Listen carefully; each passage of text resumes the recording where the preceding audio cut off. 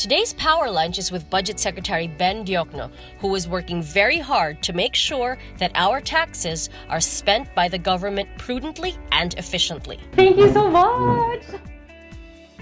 Joy nostalgia is always so pretty. This is my hangout.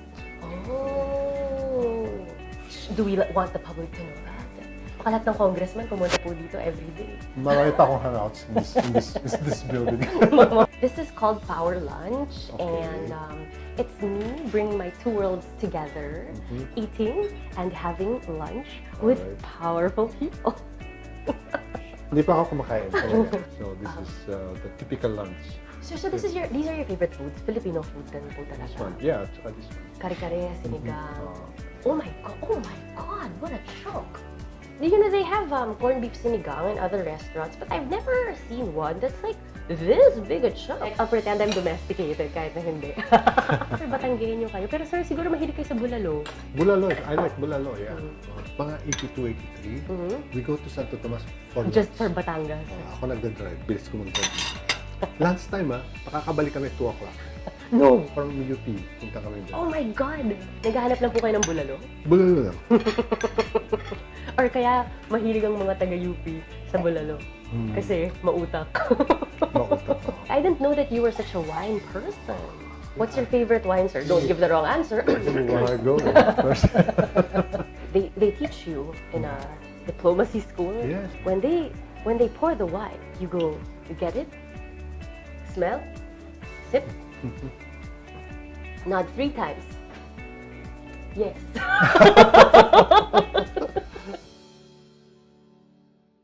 You have made it like your trademark that you always submit it at the Sure. start. To give them more time to study the budget, so they cannot use it as an excuse that you submitted a budget very close to the deadline. In my case, I'm so focused on On the budget. Yeah. because failure to submit the budget is an impeachable offense. So I don't want my president to be impeached. So I have to focus on my budget, right? You're so passionate about passing the budget reform bill because you would like to institutionalize the reforms that you are doing now, so that other administrations will stick to it. This new leadership has decided that they will recall the past bill. I mean, is that even possible? I mean, what does that say? Yeah, but I asked our legal staff to study whether I can pursue the reforms without the bill, and they said yes, because the Constitution is silent on whether it's obligation-based budget or cash-based budget. The Constitution says the president's budget, and he can choose the form and content of the bill, of the budget. That is his prerogative as the chief executive of the country.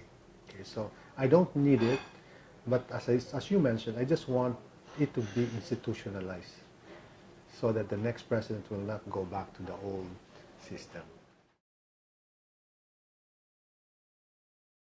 Parang the House is very firm that they don't want a cash-based budget.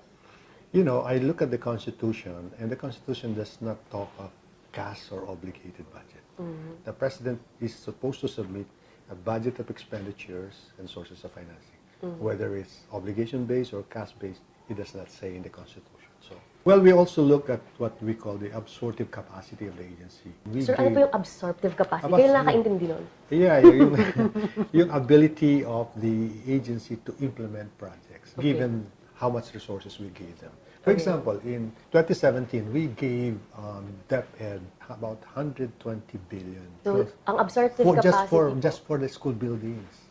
Okay. Because we really want to close the gap for the school buildings. So that was the highest. And then it turned out that most of it, while it's obligated to the DPWH, very little has been done. That's 2017. This year, we gave them another 100 plus billion. Nothing is being done. So why should I give them another 100 billion? In other words, kasi when people say, bayad kami ng bayad ng taxes, hindi naman namin nararamdaman kung saan napupuntaan, kung anong ginagawa ng gobyerno. It's because of that failure to have the absorptive capacity. In other Failure words, to convert the appropriation into real projects. under a cash-based budget, yung mga projects that were proposed for which they sought appropriation, parang mas ensured na may implement sila. Correct, And so we'll feel the progress. That's our antidote to underspending. We noticed that in 2014 and 2015 and in many years before, lots of appropriations do not convert to actual projects on the ground. Yes, parang ang laki-laki ng budgets, wala naman nangyayari. Yes, That's the yes. complaint of a lot of people. Yes, yung antidote namin dyan sa Ghost naman is we have a project dime. No? We're using digital imagery like the satellites and the drones to monitor. Wait, drones? High-tech nyo naman, sir. Drones, kasi there are some projects na up there in the Really? boondocks. Do you think that you will get past this impasse? I think so. I mean, I don't think any rational person can disagree with our budget. What makes them even think that they can do it? If it isn't a direct violation of the Constitution. Yeah, and it seems illogical, you know. Why would the board of directors, which is Congress, insist on having a higher budget, which we cannot afford? You know, the way we do the budgets like this. We talk to BIR, or we talk to the Department of Finance and said, how much money can you raise? All right. So Okay. let's say they say, I can raise 3 trillion. 3 trillion. Okay. Right? And then we talk among ourselves, this is the DBCC, and say, all right, what's a reasonable deficit level? They say 3.2. Okay, now 3.2 of GDP. So I'll ask Neda, what's your forecast, your best forecast? So you have low, medium, and high. We take the medium always. So the revenues plus the size of the deficit is the size of that. That's the aggregate budget. That's your 3.757. And then from there, saan po nanggagaling yung requests for mga engineers or district engineers? No, Ganun po ba? the Or request, each agency will submit a request. agency. And how do the local governments or the districts participate? They get their standard ERA, for the 40% of the internal taxes. But they can participate through the RDC, Regional Development Council. So when Nograles goes to you and says, can you please increase the budget, or we are returning the budget to you, is he violating the Constitution?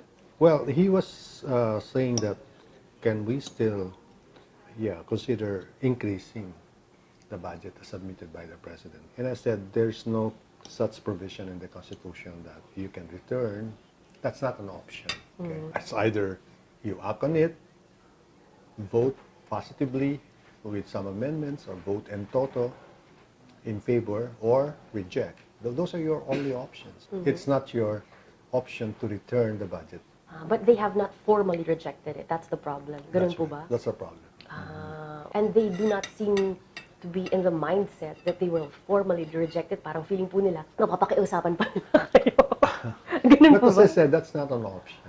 The reality is that what they're requesting is tantamount to increasing the deficit. Right now, the deficit level is, in our plan, is to increase the deficit to 3.2% of GDP. That, to me, is the most reasonable level.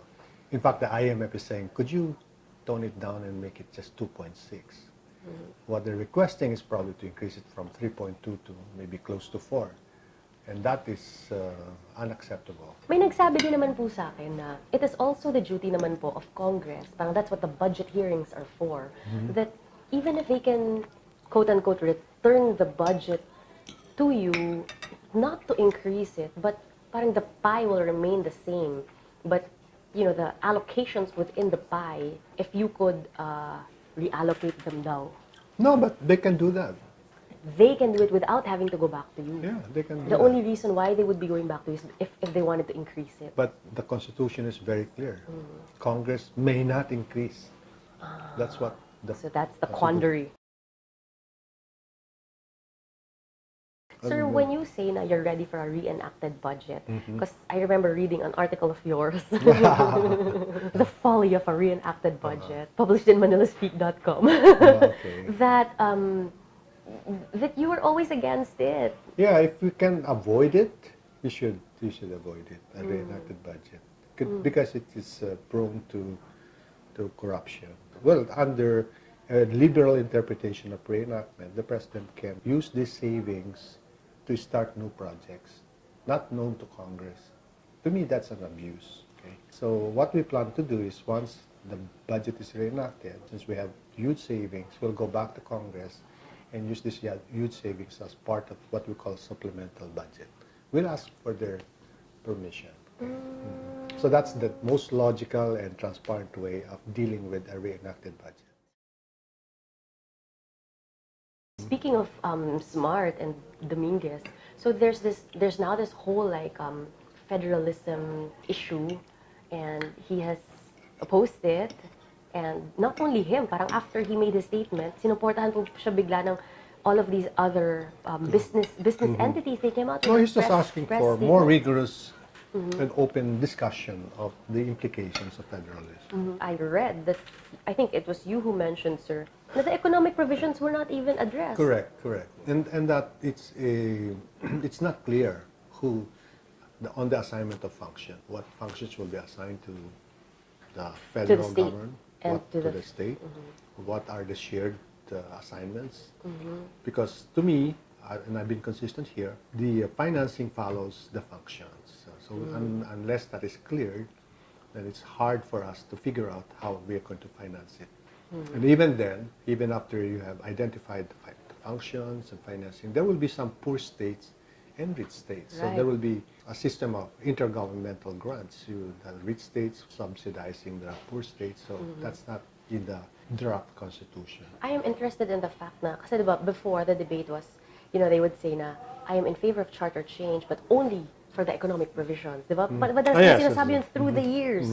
So I'm surprised that those things, as Yes. yung opening up telecoms, etc., Yeah, the opening were up not the economy is not there addressed. also addressed, Yeah. right? Maybe I'll ask maybe Ernie, Bernier, and Sunny and I do a joint study looking at some scenarios like scenario A, lots of functions will be federal, limited functions to state, B, etc., etc. And then we will do the quantification. I like conscious- hybrid because, when it was introduced in Japan, I went to Japan, I drove in hybrid. Siguro during the election ni ERAP time, siguro tagal na po. 1997 siguro yan. Oh my God, Meron no. ng hybrid. Experimental pa lang siya. Do you know that under the terrain law, if your car is electric, it's 100% tax-free? Yeah. And if it's hybrid, it's 50% tax-free. See, these are things that are not highlighted. Yeah. I don't understand why you're so into Keynes. The case? No, not really. I am eclectic. I read everybody, Maynard, Friedman, Keynes, whoever, monetarists, fiscal experts. I have my own ideas. Sino po ang favorite niyong economist? Who's your, like, for a singer, like people always ask, who's your influence? And some say, like for example, for jazz, I would say like Ella Fitzgerald. Who is your Ella for economics? Economics? Cannot be I like for have- writing. I love Shaw. I have an advisor called Roy Ball. Roy? Roy Ball. He's B-O... BAHL. We're still in touch. Okay? And he's a perennial advisor of many countries in the world. And he's my Mentor? mentor and my idol. Oh, really? Yeah, he was here recently and he gave me his most recent book. Oh my God. And said, you know what he told me? They haven't killed you yet? Because I know I've been. Yes.